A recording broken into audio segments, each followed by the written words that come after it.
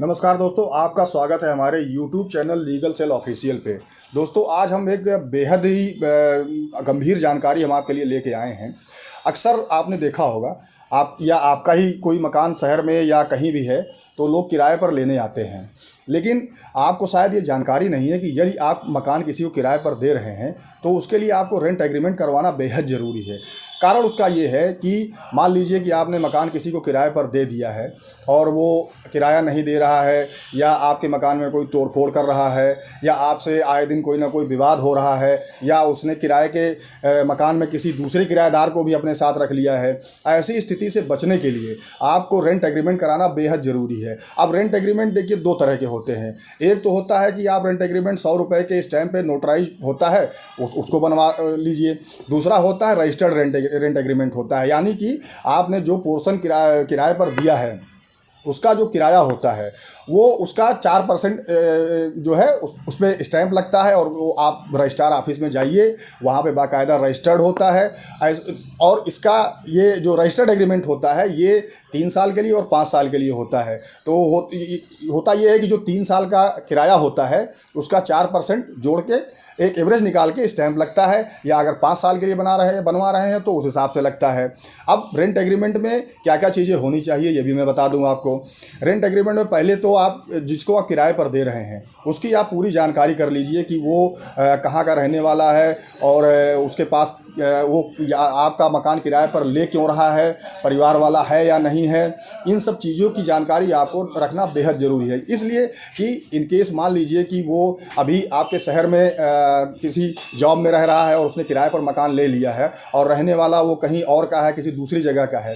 तो ऐसी स्थिति में जब तक आप उसको मूल निवास नहीं पता होगा तब तक मान लीजिए कि आपके मकान में उसने कोई ऐसा कृत्य कर दिया है जो कि आपराधिक प्रकृति का है, तो आप उसको ढूंढ नहीं पाएंगे। इसलिए बेहद ज़रूरी है कि आप किराएदार की पूरी जानकारी कर ले तो आप मकान किराए पर दें, और अगर संभव हो तो उसकी आईडी ज़रूर ले लें।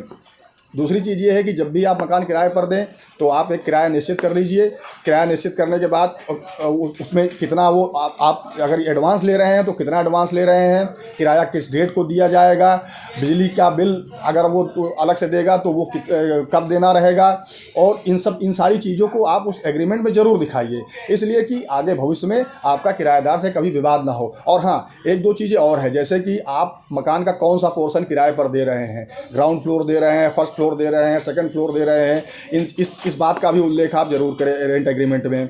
उस पोर्शन में क्या क्या चीज़ें हैं, जैसे मान लीजिए कि 1 BHK है, 2 BHK है, 3 BHK है, उसमें कितने बाथरूम हैं, कितने कमरे हैं, इन सारी चीज़ों का भी डिटेल आपको उसमें देना चाहिए। दूसरी बात मैं आपको ये बता दूं कि जब भी आप रेंट एग्रीमेंट बनवाइए तो आप अपने किराएदार को भी ये हिदायत दे दीजिए, और ये बात ज़रूर उसमें लिखवाइए कि आप भाई कोई सब टेनेंट या शिकवी किराएदार आप उसमें नहीं रख सकते हैं।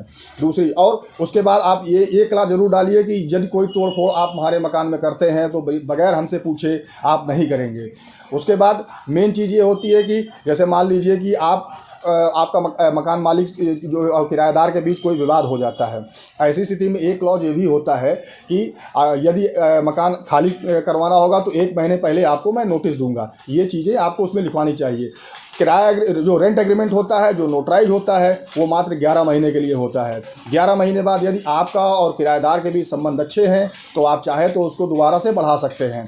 अब किराए की बात रही तो अगर आप दोनों लोग के बीच कोई ऐसा अनुबंध हो रहा है कि प्रतिवर्ष कुछ किराया बढ़ोतरी होगी तो ये भी आप उस रेंट एग्रीमेंट में ज़रूर दिखाएँ।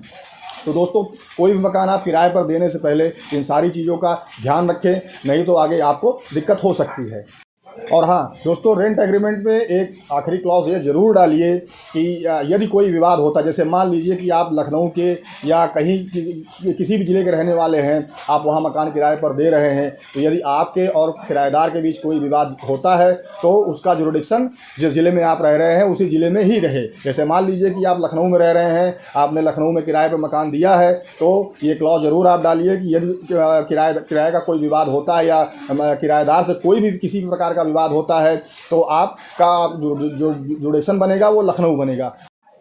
दोस्तों, यदि हमारे द्वारा जो जानकारी दी गई है यदि आपको पसंद आती है तो आप हमारे चैनल को सब्सक्राइब ज़रूर करें और वीडियो को जितना ज़्यादा से ज़्यादा हो सके वो शेयर ज़रूर करें, ताकि जो भी जानकारी हम देते हैं वो जानकारी औरों तक पहुंच सके। क्योंकि हम लोग कानून से संबंधित जो छोटी छोटी जानकारियां हैं वो हम आप तक इसलिए पहुंचाते हैं कि आपको कानून में क्या कानून है और आपके अधिकार उसमें क्या है, ये जानकारी आप तक ज़रूर पहुंचनी चाहिए। नमस्कार, धन्यवाद।